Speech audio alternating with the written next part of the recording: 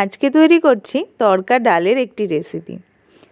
আশা করছি তোমাদের সবার ভালো লাগবে। তড়কা ডালটাকে সেদ্ধ করে নিয়েছিলাম, আর যা যা উপকরণগুলো লাগবে সেগুলোকে আমি গুছিয়ে নিয়েছিলাম।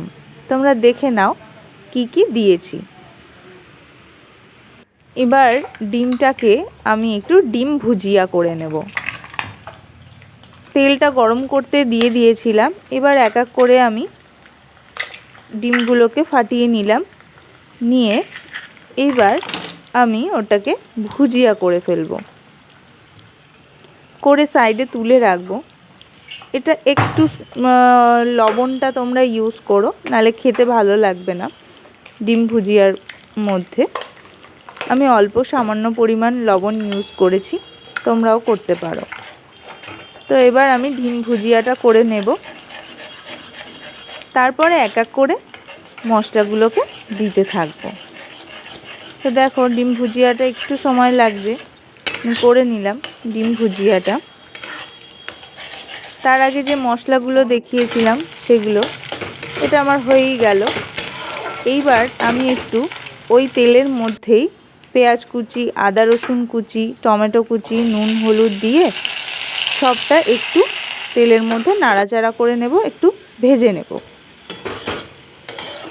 ভাজা একটু লালচে হয়ে এলে আমি ওই সেদ্ধ করে রাখা ডালটাকে কিন্তু এর মধ্যে দিয়ে দেব। তার আগে আমি ওই মশলাটাও দিয়ে দিলাম। এর মধ্যে একটু আমচুর পাউডার, ধনে জিরে গুঁড়ো রেখেছিলাম, সেটাই একটু লাল লাল হয়ে এলে আমি দিয়ে দিলাম ডালটা।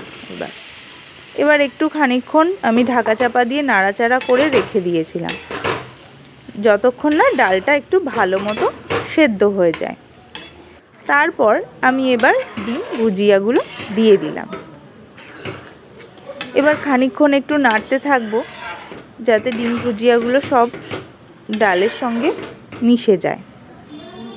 তারপর আমি চানা মশলাটা বাজার থেকে কিনে আনা, সেটাই ইউজ করেছিলাম।